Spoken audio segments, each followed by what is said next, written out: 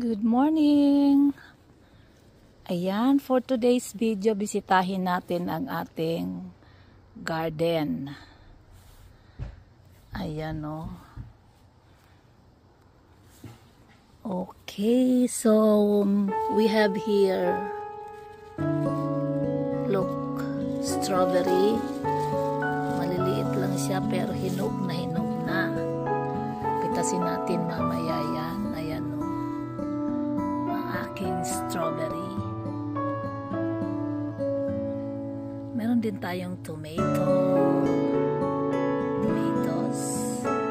Konti lang. Hindi maganda yung summer. Tinan mo guys yung tinapong ko na kitchen excess. O yung mga tinapon na basura galing sa kitchen. Ito buhay na.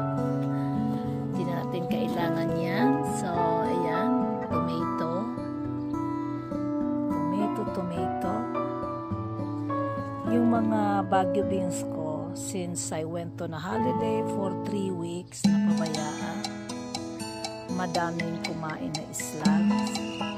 At gawa ng weather din, hindi maganda weather. So, hindi siya nabuhay. Actually, lahat yan dapat puno to ng Baguio beans. Ito lang ang nabuhay. So far, may mga bunga na rin siya. Ayan, update natin ito. Yan o, daming kinain ng insekto. Slug. Yun o. O diba? Siyempre, kahit sa pasulang, pwede mo nang tanim.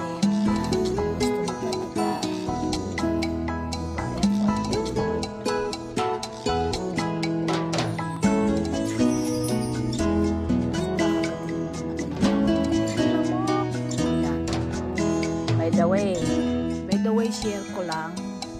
Ito ay potato. So, nagano na siya yung dahon. Ibig sabihin, ayun o. Diba? Ayan na yung patatas. Kita? So, ibig sabihin, pwede na siyang i-harvest. So, yan. Yan siyang maliliit. So, sa pasulang, ito nga, nasa sako ng bigas.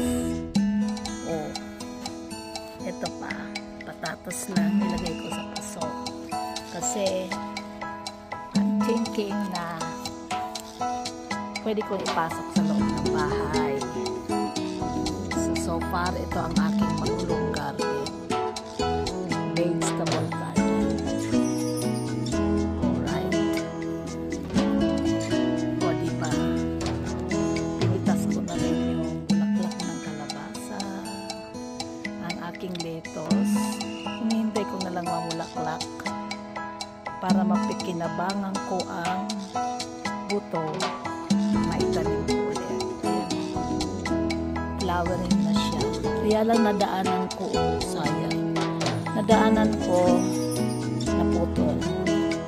Kasi naman inaatake ako ng lamok. So far, pinitas ko ang mga bulaklak. Tinanggal ko na rin yung ibang dahon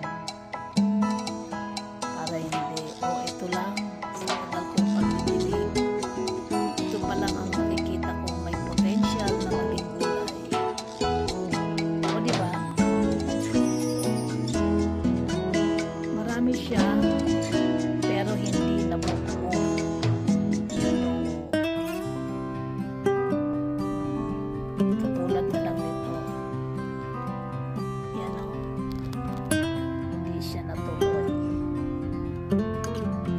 Ayan ang aking tanim na kalabasa. Tingnan naman natin ang apple. O ayan ang diba, nalaglag na lahat.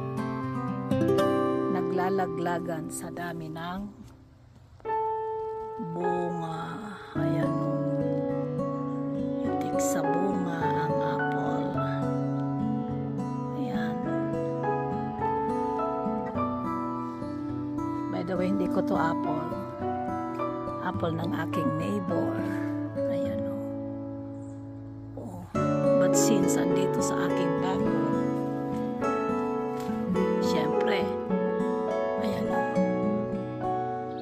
Pansin ko wala masyadong ibon ngayon at saka was yung bees na ano, kaya hindi masyadong nag-pollinate.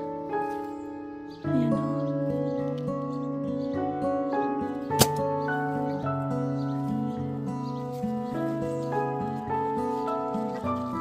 Nalaglag na yan. Ayan o.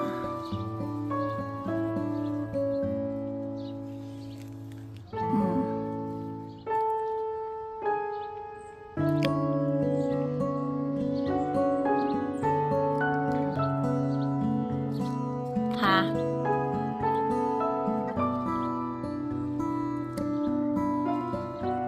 Yan o. Ito uod. Kala ko may uod.